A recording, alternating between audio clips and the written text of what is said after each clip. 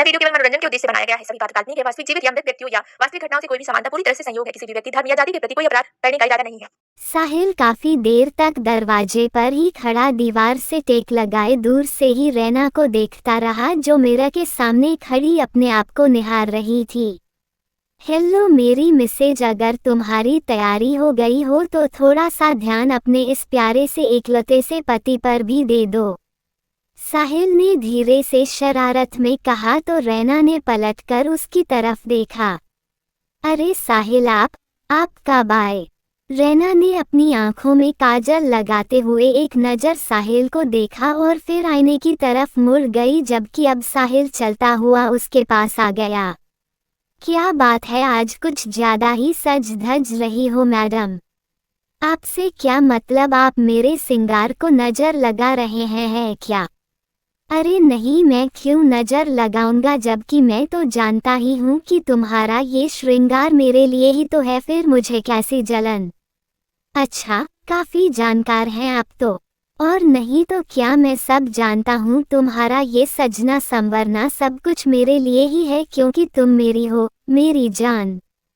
साहिल ने पीछे से रैना को अपनी बाहों में भर लिया और धीरे से मदहोश आवाज में उसके कान में बोला तो रैना जैसे सिहर उठी। हटिए, पहले छोड़िए मुझे। नो, मेरे दिल के तार छेड़ रही हो तुम, इस रूप में देखो, मेरी पूरी बॉडी में कर्क सा दौड़ रहा है और दिल में झुनझुने बज उठे। साहिल, हुए हैं? रैना ने उसे धीरे से पुकारा तो साहिल अपनी मदहोश आवाज में बोला और उसी तरह रैना को पकड़े उसके गले में चेहरा डाले कान में धीरे से काट लिया। साहिल, क्या कर रहे हैं आप? तुम्हारी खूबसूरती में चार चांद लगा रहा हूँ, क्योंकि मेरे छूने से ही तो तुम में और निखार आएगा बेबी। अच्छा, हुए और नहीं तो क्या? नौटी कहीं के। रैना ने अपना चेहरा मुड़कर साहिल के माथे को चूम लिया, जो उसकी गर्दन में अपना सर रखे धीरे धीरे उसके बाजू पर अपने चेहरे से सहला रहा था।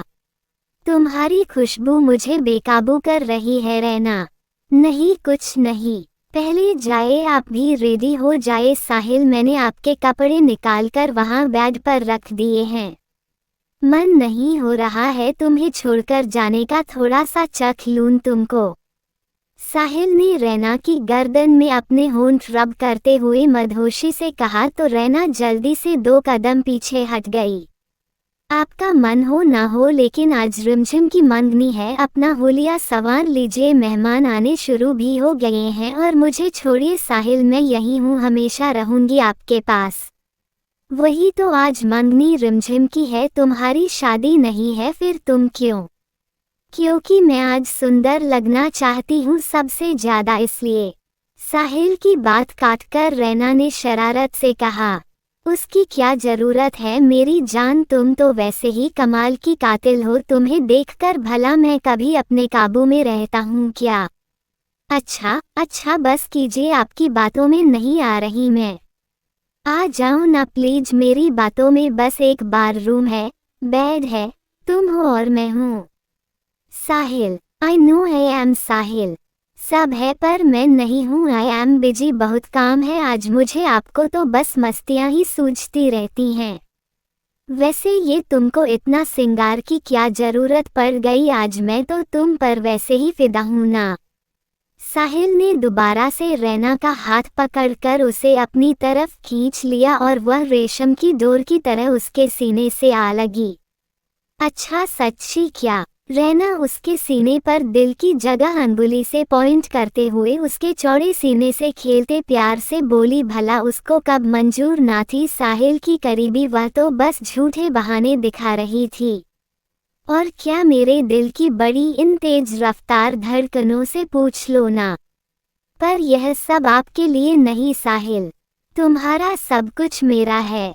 साहिल, आज मंगनी है, इतने मेहमान आएंगे और बहुत सारे लड़के भी, तो मुझे अच्छे से रेडी होने दीजिए, अब जाइए यहाँ से। मतलब? साहिल रैना की बात से जैसे अनजान सा चौंक उठा। मतलब कि आज घर में कितने सारे मेहमान आएंगे और जाने कितने सारे लड़के, तो क्या पता मांगनी के बहाने 2-4 लड़के मुझे भी पसंद कर ले, या फिर हो सकता है कि मेरा ही दिल किसी हैंडसम लड़के को देखकर फ्लैट हो जाए और मेरी भी सेटिंग हो, फिर तो मैं। बहुत बोलती हो, मत बोला करो। इससे पहले रैना अपनी बात पूरी कर पाती, साहिल ने झटके में लपक कर उसे पकड़ते हुए पास की दीवार से लगा दिया और अपने हाथ से उसका मुंह पकड़े दबाता इरिटेशन से बोलता रहा।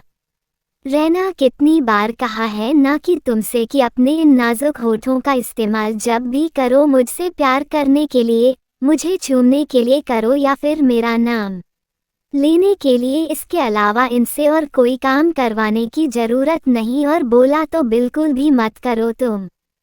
साहिल, दर्द हो रहा है मुझे। रैना ने साहिल का वह हाथ थाम लिया जिससे साहिल उसके होंठ पकड़े मसल रहा था। मुझे चोट दी है तो दर्द तो तुमको होगा ही ना।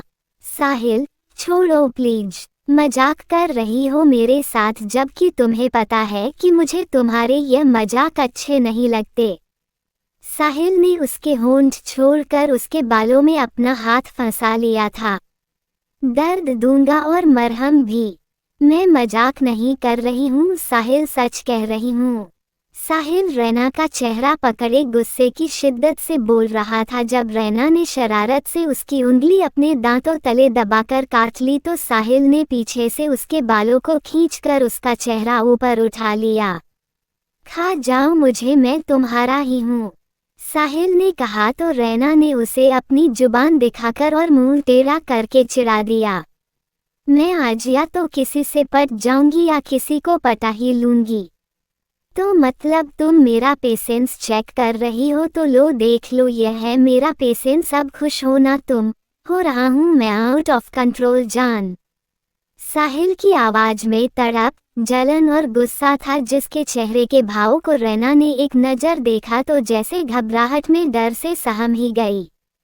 साहिल की आंखों में खून उतर आया और वह एकटक रैना के चेहरे से अपना चेहरा जोड़े उसे बेदर्दी से निहार रहा था। वहीं साहिल का ये रूप देखकर रैना दो पल शांत रही और फिर जल्दी से उसके सीने से लग गई। साहिल, मजाक मजाक कर रही थी मैं सच में मजाक कर रही थी साहिल, मैं तो आपको। रैना कुछ कह रही थी कि साहिल ने उसे उसके बाजुओं से पकड़कर अपने सामने खड़ा कर लिया और बस उसके होठों को निहारता रहा, जो कंपक पाते हुए कुछ कहने की कोशिश कर रहे थे, पर डर और घबराहट में रैना ठीक से बोल भी नहीं पा रही थी। क्या हुआ साहिल, आप ऐसे मुझे ऐसे क्यों देख रहे हैं? मैं बस मजाक कर रही थी। तुम्हें मजा आता है ना मुझे जलाने में? नहीं साहिल, नहीं तो मैं तो बस आपको। इससे पहले रैना कुछ बोल पाती, साहिल ने भरपूर ताकत और एक सख्ती से उसके होठों को अपने होठों से दबा लिया। रैना की आंखें फटी की फटी रह गई, जबकि साहिल बेताबी से रैना को बरबस चूमता हुआ उसकी गर्दन में अपने हाथ चलाता जा रहा था। साहिल की आंखें बंद थी और रैना भी अब बस चुप रहकर अपने आप को साहिल को ही सौंप दिया और रैना बस उसकी तड़प, बेबसी और बेचैनी भरी छुअन को महसूस करती और उसकी चुभन सी उस सख्त छुअन को अपने होंठ और गले पर बर्दाश्त करती रही। साहिल उसे काफी देर तक चूमता अपनी बाहों में खींचे रहा। जब उसका मन भरा और दिल को थोड़ा सुकून मिला तो उसने आहिस्ता से रैना को अपने आप से आज़ाद किया था। रैना की सांसें फूल चुकी थी, खुद साहिल भी हौंफता रहा और फिर जल्दी से साहिल ने उसका चेहरा अपने हाथों में भरा और उसे काफी देर तक देखता रहा, जब रैना एकदम से तड़पकर साहिल के सीने से लग गई। Sahil, I sorry, I love you. आइंदा ऐसा कोई मजाक करने से पहले एक बार सोच लेना, क्योंकि सजा बढ़ भी सकती है तुम्हारी। साहिल ने रैना के इर्द गिर्द अपनी बाहें फैलाकर उसे खुद में समेट लिया। आप मुझे सजा देने के बहाने ढूंढते रहते हैं और कुछ नहीं। रैना साहिल के सीने में अपना चेहरा छुपाए मासूमियत से बच्चों की तरह रूठेपन से बोली तो साहिल भी एक तसल्ली से जैसे पुरसुकून हो गया। क्योंकि तुम्हें सजा देने में ही तो मुझे मजा आता है मेरी जान। साहिल आप बहुत गंदे हैं। हाँ वह तो मैं हूँ ही। साहिल ने मुस्कुराते हुए झुककर रैना का सर चूम लिया। साहिल आपने मेरी पूरी लिपस्टिक खराब कर दी, इतनी मेहनत से मैं तैयार हुई थी सब बर्बाद कर दिया आपने।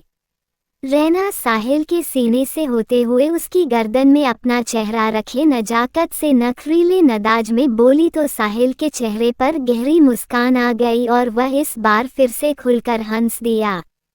साहिल को इस वक्त रैना से इस बात की उम्मीद नहीं थी, किस तरह से उसने सारा टॉपिक ही चेंज कर दिया जैसे कोई बात ही ना थी। उसने रैना को बाजू से पकड़कर उसे अपने सामने खड़ा कर लिया जिसकी आंखों में आंसू थे और चेहरे पर अजीब सी उलझन। अरे क्या हुआ रैना, तुम तो रोने लगी, ऐसा क्या कर दिया मैंने? साहिल ने जानबूझकर अनजान बनते हैं पूछा तो रैना उसे घूरने लगी। आप मुझे बहुत परेशान करते हैं। हाँ वह तो है, लेकिन तुम रो क्यों रही हो मेरी बेबी डॉल? ज्यादा नाटक करने की जरूरत नहीं। हाँ तो तुम मेरे होठों से जब चाहे तब खेलती रहती हो, आज मैंने जरा सा तुम्हारे होंठ पर बाइट लिया तो तुम्हें रोना आ गया। साहिल ने इस बार अपनी गलती स्वीकार करी थी, लेकिन इसमें भी उसकी शरारत ही थी। हंसिए मत, आपने मेरी पूरी लिपस्टिक खराब कर दी, कितना अच्छा कलर था इसका और आपने। अरे अरे इतना गुस्सा। हाँ पति की खुशी से ज्यादा लिपस्टिक का ख्याल है तुम्हें। बिल्कुल है। वैसे रैना मुझे तुम्हारे लिपस्टिक के कलर वगैरह से कोई मतलब नहीं है, बस वह टेस्टी होनी चाहिए। साहिल ने अपने होठों पर शरारत से जीभ फेरते हुए रैना की आंखों में झांका तो वह शर्म से चेहरा झुका गई। रैना तुम्हारी ये लिपस्टिक जायके की नहीं थी, इस बार दूसरी लगाना, फिर मैं चख कर बताऊंगा। ठीक है साहिल बस कीजिए। रैना ने साहिल के हुए मुंह पर अपना हाथ रख दिया और जल्दी से उससे दूर हो गई। अरे मैं सच कह रहा हूँ, तुम लिपस्टिक में कुछ भी देखो पर मैं बस उसका स्वाद देखता हूँ, जितना ज्यादा स्वाद उतना ज्यादा। उफ बस कीजिए, जाइए यहाँ से जाकर चेंज कर लीजिए। रैना ने साहिल को डांटते हुए बात बदलने को जल्दी से कहा और वापस मिरर के सामने आकर खड़ी हो गई। इतना शर्माती क्यों हो, वह भी मुझसे? क्योंकि आप बेशर्म हो तो मुझे तो शर्माना ही चाहिए ना आपको तो बस। रैना अपने होठों को टिश्यू से साफ करते हुए बोल रही थी और जैसे ही उसने पीछे पलटकर साहिल की तरफ देखा तो उसे शर्टलेस देखकर उसके जैसे होश उड़ गए। क्या हुआ, तुम कुछ कह रही थी? नहीं कुछ नहीं। तो मुझे ऐसे क्यों देख रही हो, ईमान तो नहीं डोल रहा? अब देखो अभी मैं एकदम फ्री हूँ, आना है तो आ ही जाओ पास मेरे। साहिल आप शर्टलेस क्यों है? अरे घबराओ नहीं, मैं तुम्हें कुछ नहीं करूँगा, तुमको तुम्हारी सजा तो बाद में मिलेगी, वह भी कायदे से। साहिल शरारत से बोला तो रैना ने उसे आंखें बड़ी करते हुए घूर दिया। अरे यार तुमने ही तो बोला है चेंज कर लूं। हाँ तो चेंज करने के लिए चेंजिंग रूम है यहाँ कमरे में नहीं। यहाँ कमरे में भी तो कोई नहीं है, यहीं चेंज कर लेता हूँ ना। ऐसे कैसे कोई नहीं है, मैं हूँ ना। हाँ तो तुमसे क्या मतलब, मुझे तुमसे अपना क्या छुपाना है अब रैना डार्लिंग। साहिल तुमको मैं। रैना ने आंखें दिखाते हुए हंसकर जैसे साहिल को घूरते हुए अपने दांत पीसे थे तो साहिल को भी हंसी आ गई। अरे और नहीं तो क्या, तुम ही हो जो हर वक्त शर्माती रहती हो, मुझे कोई शर्म नहीं है, देखो मुझे देखती जाओ। साहिल अपनी बाहें फैलाए बोल रहा था। तुम 1000 बार तो देख चुकी होगी मुझे ऐसे। बेशर्म हो आप साहिल, पूरे बेशर्म, चलिए यहाँ से। रैना ने बेड पर रखे साहिल के कपड़ों को उठाया और उसे धक्का देते हुए बाथरूम में धकेलकर एक पल में दरवाजा बंद कर लिया।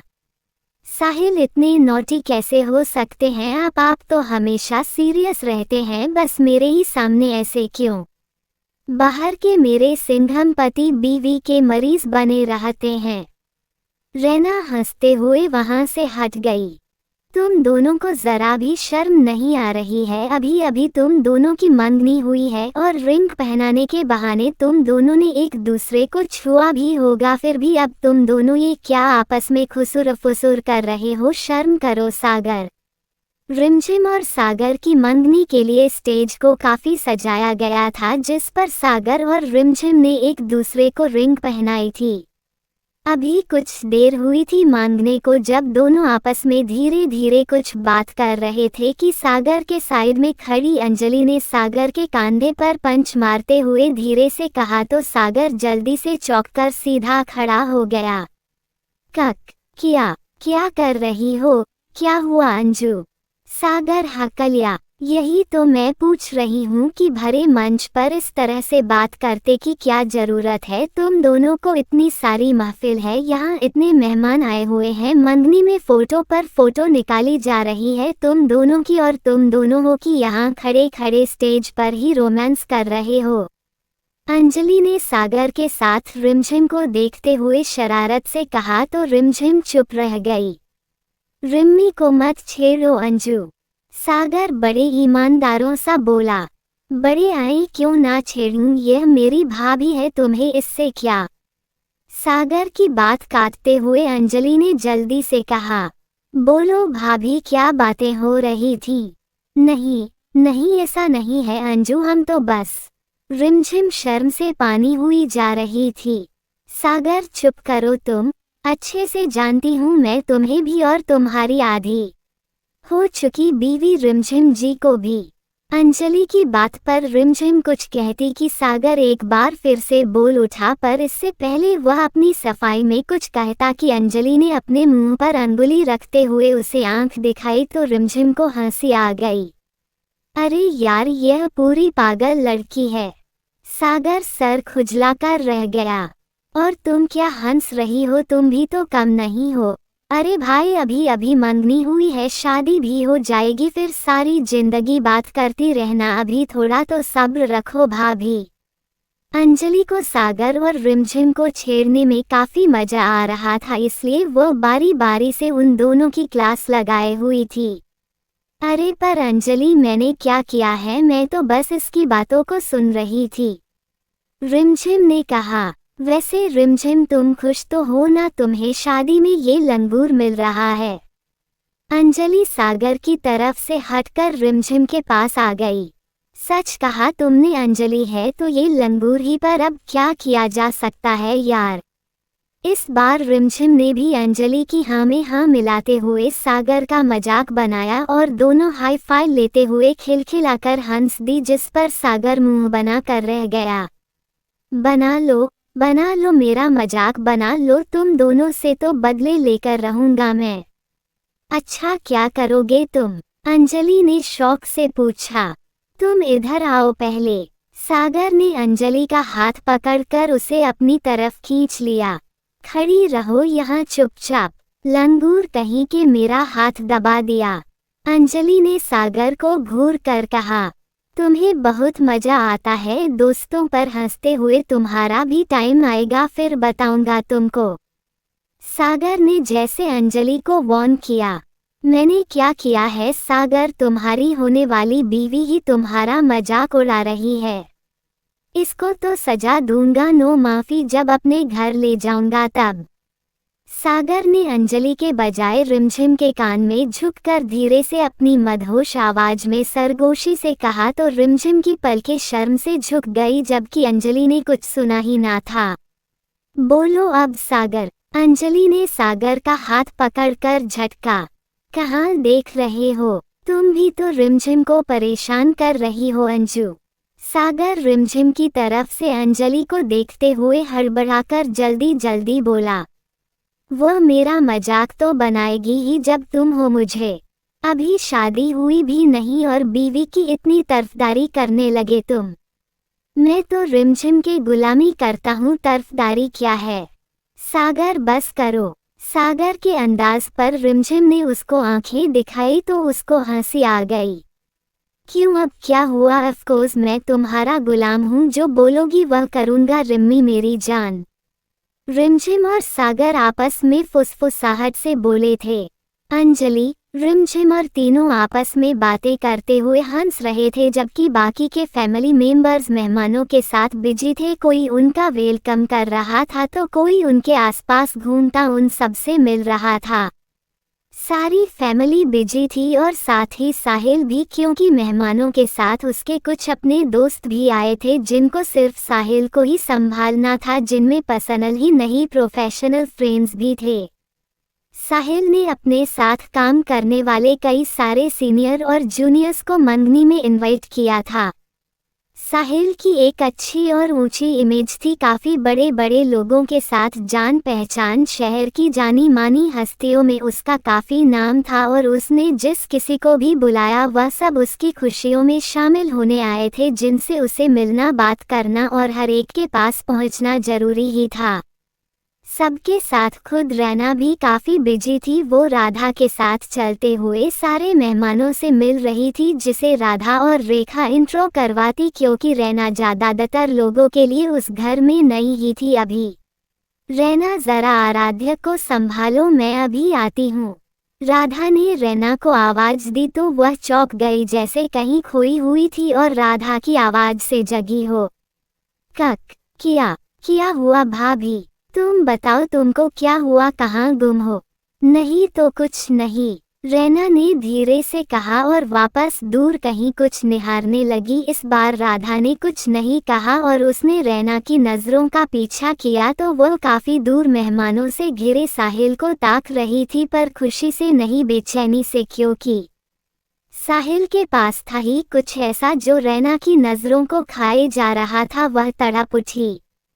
तो दोस्तों, आगे क्या होने वाला है, ये जानने के लिए इस कहानी का अगला भाग ज़रूर सुनें, जो जल्द ही इस चैनल पर प्रसारित कर दिया जाएगा।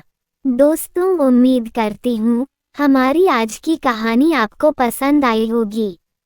अगर पसंद आई है तो वीडियो को लाइक करें और अगर आप मेरे चैनल पर नए हैं तो चैनल को सब्सक्राइब भी कर ले, साथ ही बेल आइकन को भी प्रेस करें ताकि मेरी नेक्स्ट कहानी का नोटिफिकेशन सबसे पहले आप तक पहुंचे। धन्यवाद दोस्तों।